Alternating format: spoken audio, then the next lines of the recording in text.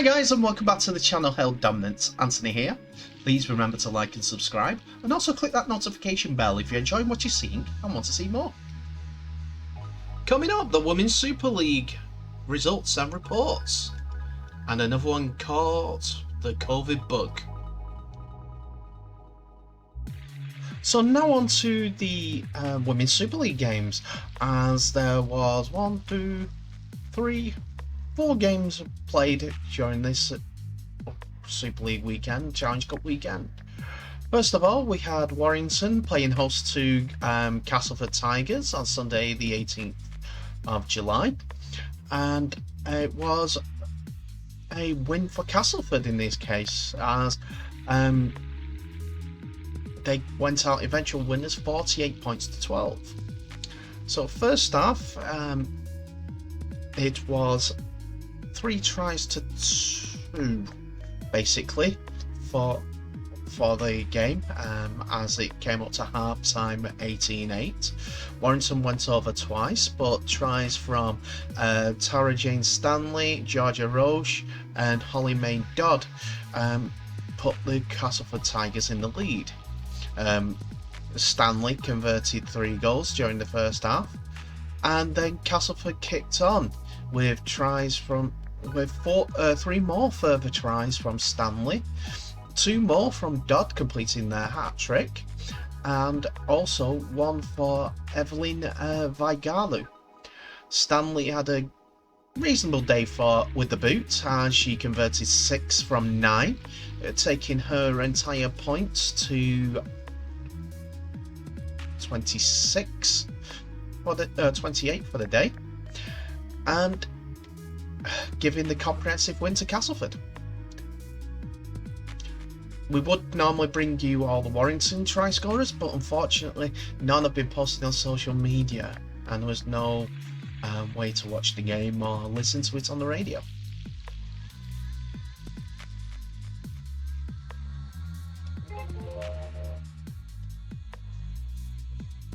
So the next game we're going to look into is Featherstone Rovers hosting Bradford Bulls at the Post Office Road again on the Sunday.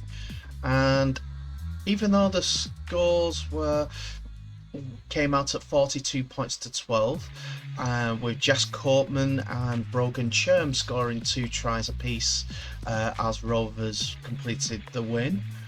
The game was played for the Natalie Harrowell Trophy. This is a Featherstone and English international who died tragically 2 years ago to a virus. No specific comments on what that virus is. Don't want to know. It's just tragic that she passed away at only 29 years old. And the game was played to a high standard between the two sides to honour the memory of Natalie Harrowell. Featherstone buoyed on by the determination, and they're more willing to win the game, and the few players from Bradford not being the same side as what were played on Twitch the Monday prior, gave Featherstone the win in the end, and that sees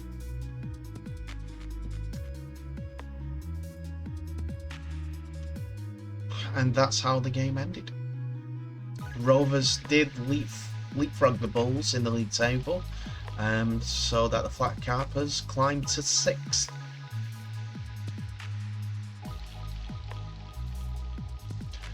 Now, there was a raft of game postponements and game awards for the women's game, as St Helens versus Wakefield and Leeds Rhinos and the Huddersfield Giants were all awarded home wins of 24 points to 0 due to the away teams not being able to field a side due to COVID and injury issues.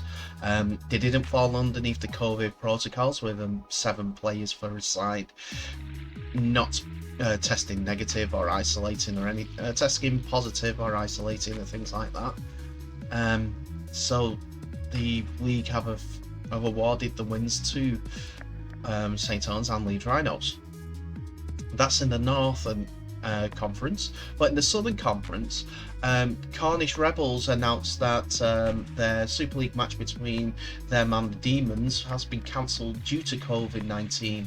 A positive case led to a number of isolations within the playing squad and wider club staff, and has left us with insufficient numbers of players and staff members available for the game. With welfare our top priority, the game has been cancelled.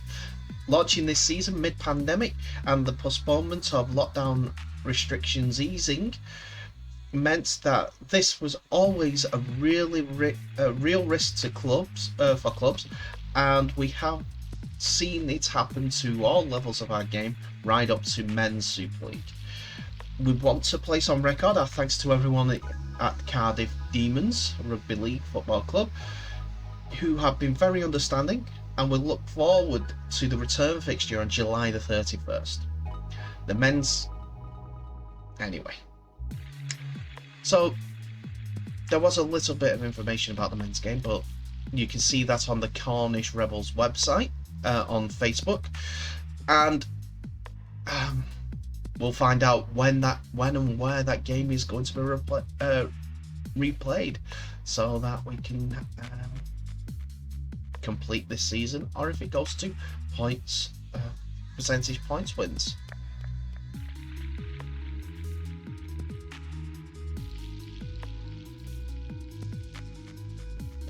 So now on to Monday night's game, as Wigan were the hosts at this Twitch streamed game from Odsal in Bradford, to play the York City Knights, who have been coming gradually into form with their experienced players like Kelsey Gentles,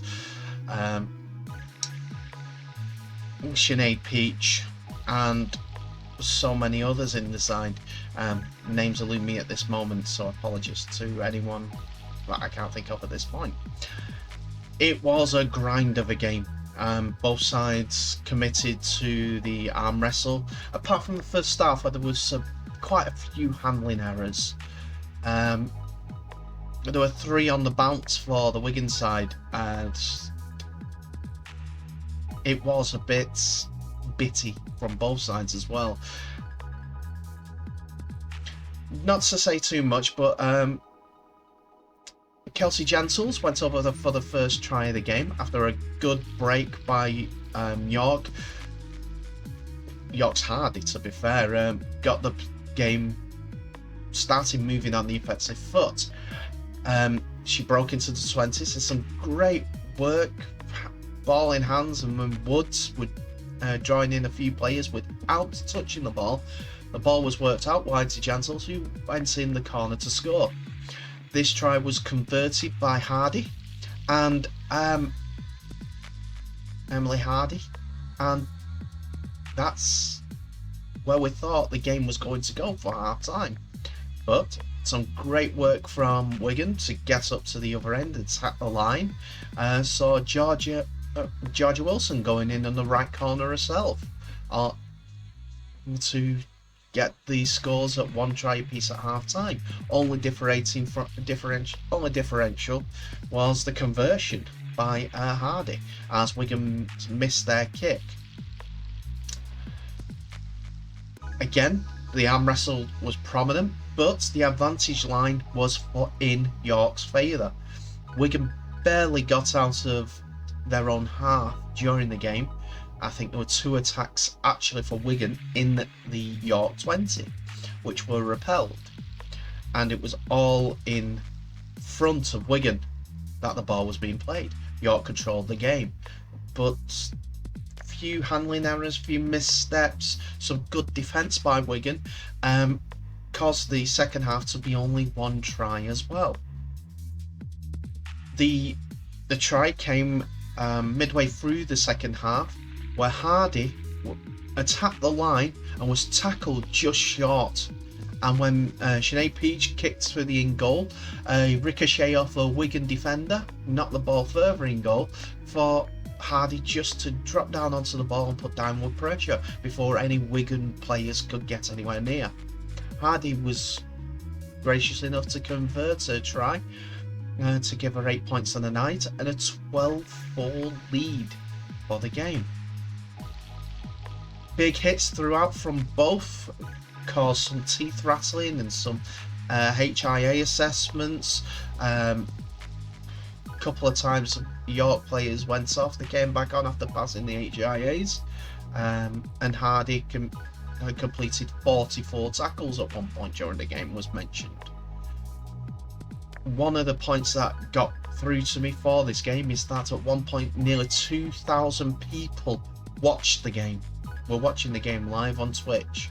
As you see the link right here.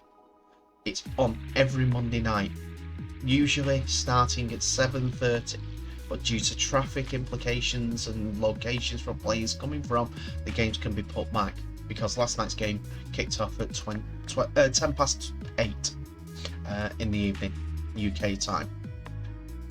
Don't get me wrong, it was a good game, bodies on the line, tough, and there was some new viewers, according to the chat in Twitter, watching the Women's Rugby League and were enjoying the game. I hope that continues, because you need to grow the game. Well, just to finish off, the scores ended at 12 points to 4 to York City Knights.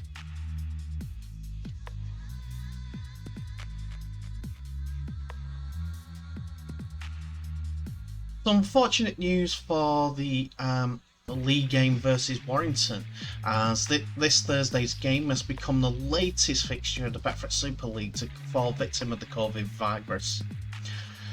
The Wolves, who have a number of players still unavailable following an outbreak to postpone their last fixture against OKR, reported another positive test on Monday, which took the number of players ruled out to 9. One of whom is close contact and therefore also required to isolate.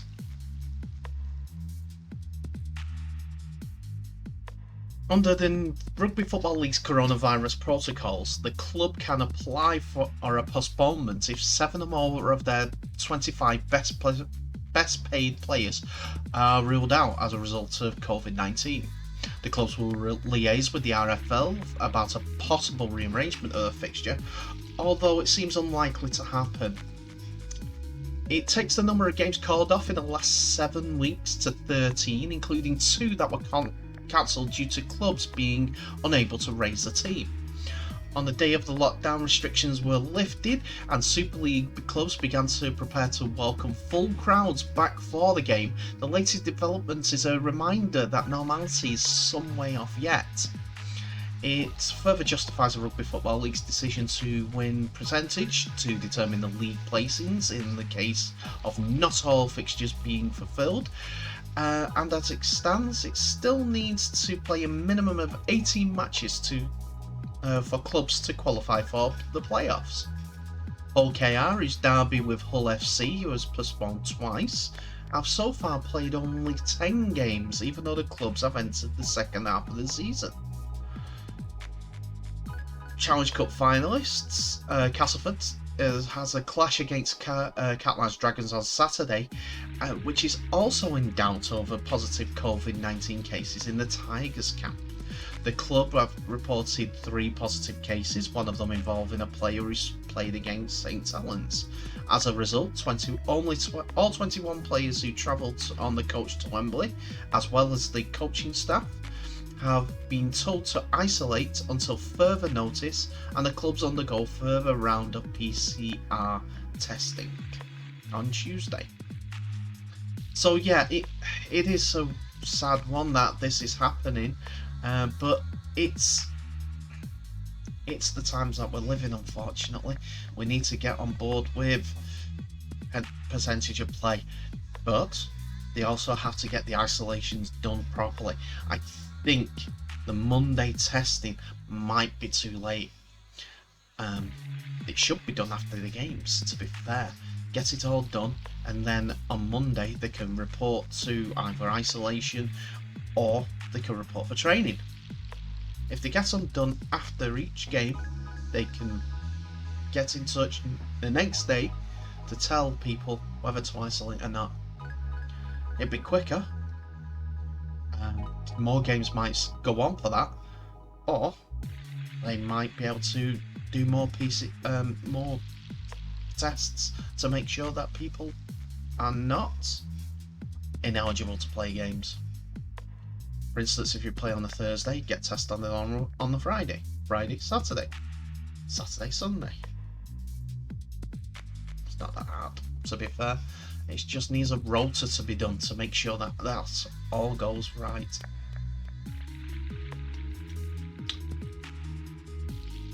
There is a little bit of information about the games being suspended. For instance, one fan on Twitter puts Wigan and Castleford, Huddersfield and Wakefield as being the teams that have played the most games this season at 14.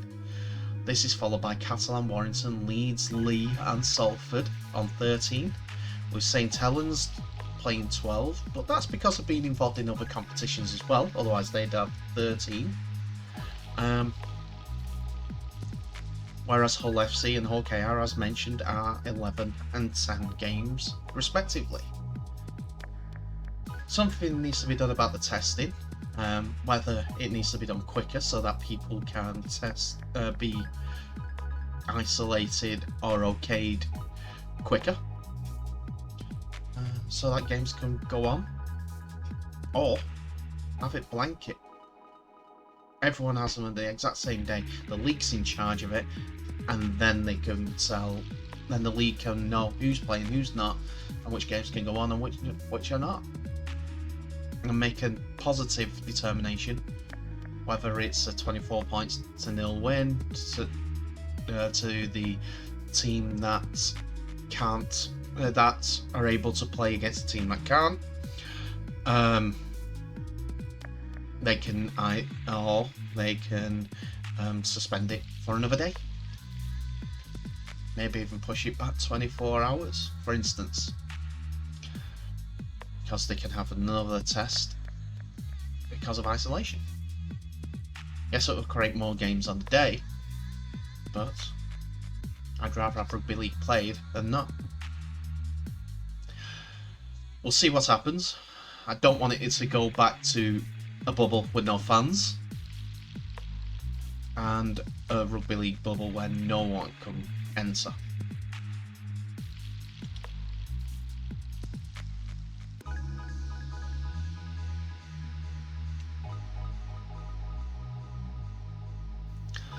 So that's it for another video, ladies and gentlemen. Thank you so much for watching. Please remember, like, subscribe and share the video worldwide.